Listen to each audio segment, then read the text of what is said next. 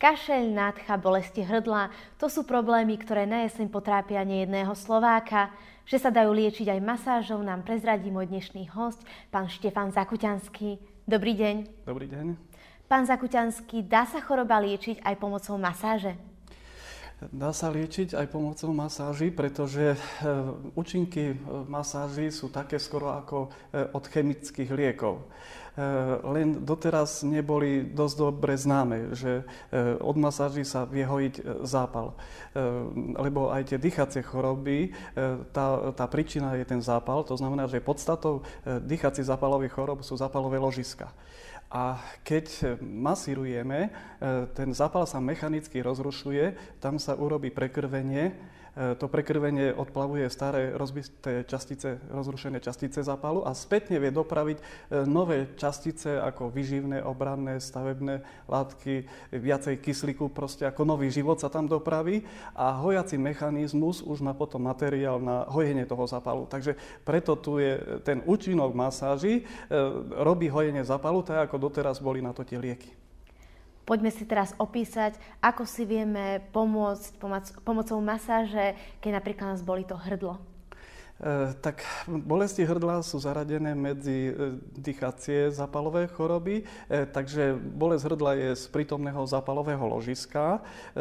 Tie zápalové ložiska sú uvedené v tejto vydanej knihe Samoliečba zápalových chorôb. Tam je postup aj obrázky, aj fotky, že ako sa zisťujú tieto zápaly, kde sú vlastne zašité a ako sa masírujú. Takže kto má bolesti hrdla, zákonite tam má prítomné tie zápalové ložiska. Pomocou tých návodov sa vie dostať aj k tým mandliam, urobiť to vyšetrenie, že kde je ten zápal, koľko ho je, aký je veľký a potom zase tam už vie cieliť masáž, lebo keď má zlokalizovaný tento zápal, už potom môže cieliť do neho tú hĺbkovú masáž. Čiže vy ste vlastne vydali knihu, kde svojim čitateľom radíte, ako sa masírovať. Je tam opísané, ako sa masírovať napríklad pri takej nádche? Tak podstatou nádchy alebo chrípky, lebo doteraz je to rozlíšené nachladenie nádcha chrípka, ale keď je slabšia chrípka, tak sa zvykne hovoriť tomu nádcha a keď je silnejšia nádcha, sa zvykne tomu hovoriť chrípka. Podstatou chrípky sa hovorí, že je chrípkový vírus. Ale to je niečo už druhotné. Príčina ako tej nádchy alebo chrípky je zdurenie sliznice dýchacej cesty. A to zdurenie sliznice nastane po poškodení sliznice dýchacej cesty, to znamená v nosných dutinách, v ústach a v dolných dýchacích cestách. Keď to škodiace vplyvy poškodia, človek cíti také divné v ústach, alebo v hrdle, alebo v nose, že začne ho štekliť. No a potom tam sa urobí taký hormón, ktorý zdúri sliznicu dýchacej cesty. Takže podľa síly toho škodiaceho vplyvu na tie sliznice sa urobí množstvo hormónu a podľa toho množstva hormónu je sila zdúrenia sliznice dýchacej cesty a podľa toho je potom buď to nachladenie, alebo tá chrípka.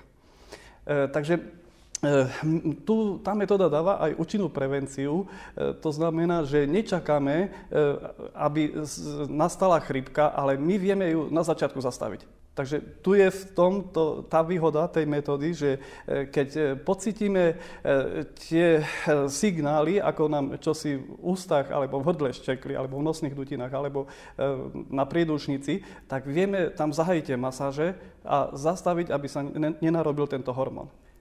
Takže tu sa pomáha masážou hlavne v predchádzaní choroby. Pokiaľ už nastalo to zdúrenie sliznice dýchacej cesty, tak tam masáž používame na doliečenie starých zápalových ložísk, ktoré sa vytvorili pri tej nádche alebo chrípke, lebo tieto ložiska niekedy tam ostávajú ďalej a veľmi škodia na srdce, na ľadviny, na pečeň, na pankreas, na kĺby, ako je to známe, že z nedoliečených chrípiek vzniká aj cukrovka. Viem, že pomocou masáže si vieme napríklad vyliečiť aj bolesť hlavy.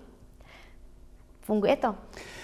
No tak za tých 20 rokov mojej praxe, čo sa ľudia dostali ku tejto mojej knihe a si robili tú liečbu, tak je množstvo tých ďakovných listov, pochvalných listov, takže toto dokazuje, že to funguje, len treba to robiť.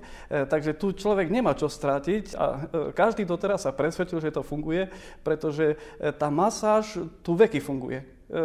Lebo je to tak dané prírodou. To je fungujúci prírodný zákon. Hej? Takže to veky fungovalo, funguje aj bude fungovať. Len stačí to robiť, ale jasné, že aby človek to veril tomu, že to funguje, prvé nech si to vyskúša a na vlastnej koži, keď sa presvedčí, že to funguje, tak potom ľudia, čo mi napísali tie výsledky, tak veľmi sa tešia, že takto čo si to funguje, že takto sa vyliečili. Takže aj pri tých bolestiach hlavy v knihe popisujem, že rozlišujeme bolesti hlavy mozgovej hmoty a obvodu hlavy. Do mozgovej hmoty nemáme prístup, lebo je chránený lebečnými kostiami, ale väčšinou bolesti hlavy sú od krčnej chrbtice a od tvarovej časti hlavy.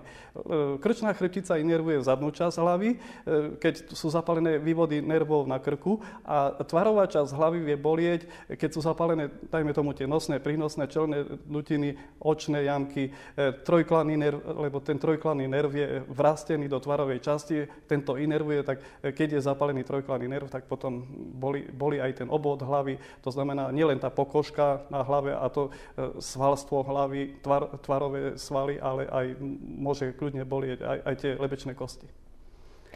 Najlepším dôkazom vašej metódy ste pravdepodobne vy sám. Prezrate nám, odkedy ju využívate, ako často ste chorí.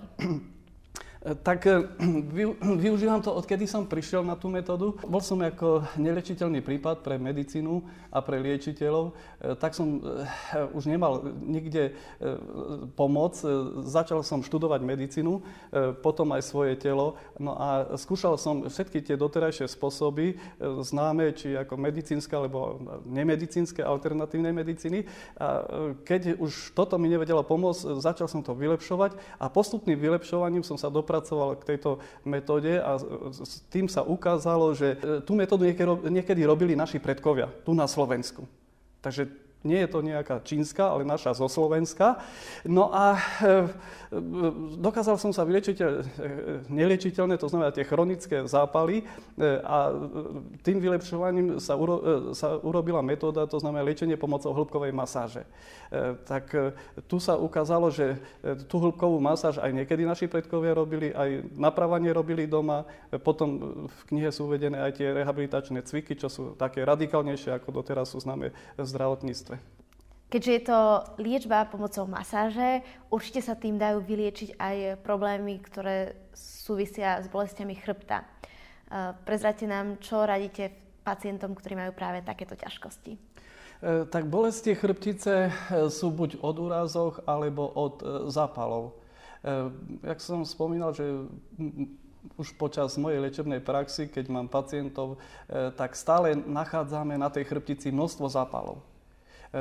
Pritom tie zápaly doteraz diagnostické prístroje, rentgen, CT, magnetická rezonancia ich nevedia vykázať a oni sú tam fyzicky prítomné. Tento zápal sa dá liečiť hĺbkovou masážou, napravaním, rehabilitačnými cvikmi a plus ešte nejaké tie masné zápaly. A to sú ako naše klasické spôsoby, domáce spôsoby, čo robili kedysi naši predkovia. Takže tu netreba mať nejaké zvlášť veľké zdravotné vzdelanie alebo nejaké nadprirodzené schopnosti, lebo to sú jednoduché úkony.